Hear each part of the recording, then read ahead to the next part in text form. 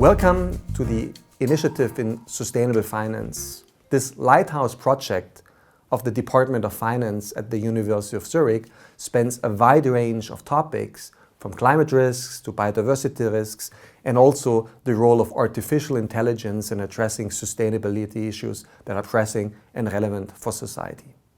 Let's have a look at the four themes, the four key areas within the initiative.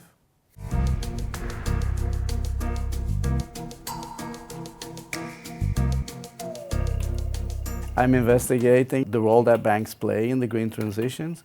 Banks are very important because they're allocating credit there. And if one can indeed incentivize them or control them to allocate this credit in a green, meaningful way, that would be a great help to the green transition.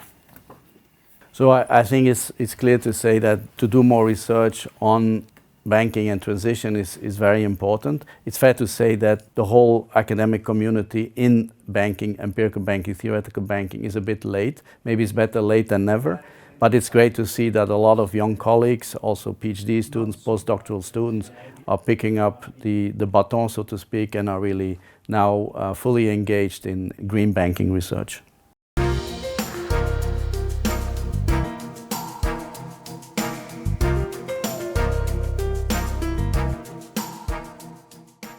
The effectiveness of sustainable finance depends on how we make decisions. In order to make decisions, we need information. Today, we live in an era of information overflow. So the problem is, how can we extract the decision useful information? And for that, artificial intelligence is a perfect tool to achieve this goal. We developed a whole armada of different tools. One of the earliest tools was ClimateBird. With ClimateBird, we can analyze the corporate communication, and we can analyze whether they are cheap talkers or whether they actually walk their talk. And most importantly, we make these tools available to the public, so we open source them so everybody can use them for free. We know that climate change is one of the most pressing issues of humanity. And we know that since many, many years. So we don't need to wait for another IPCC report. We need to act now. And therefore, we need to create radical transparency for all the decision makers, policy makers, companies, but also for society. And for that, generative AI and our work on generative AI will help to achieve this goal.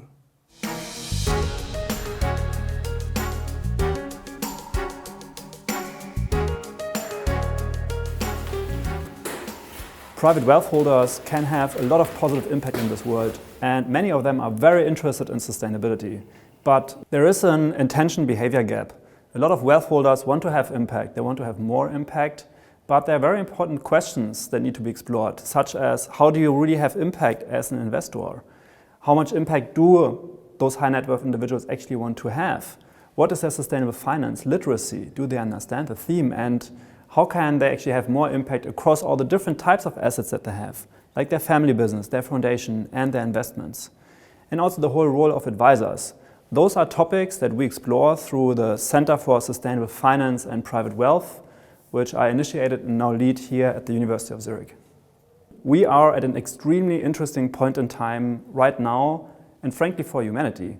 A lot of individuals across all segments of society, policy and industry are really interested in sustainability at large and sustainable finance specifically. And we are here to really support this, to accelerate this transition through evidence, through providing the data to exactly those actors.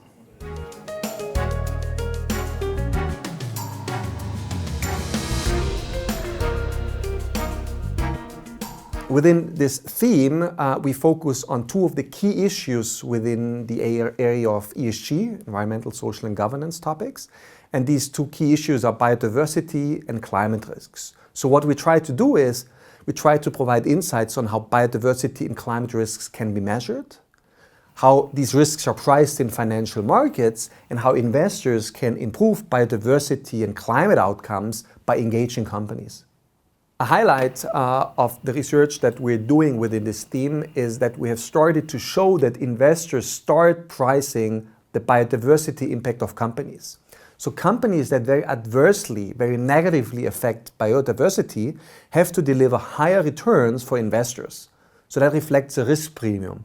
So investors demand compensation for investing in biodiversity negative companies in expectation, for example, of future regulation. First and foremost, investors should care about ESG because of financial value considerations. They may also care about ethical and societal aspects, but first and foremost, if you address ESG issues, it enhances financial performance. It reduces risks, it increases the valuations of companies. And that's important to keep in mind.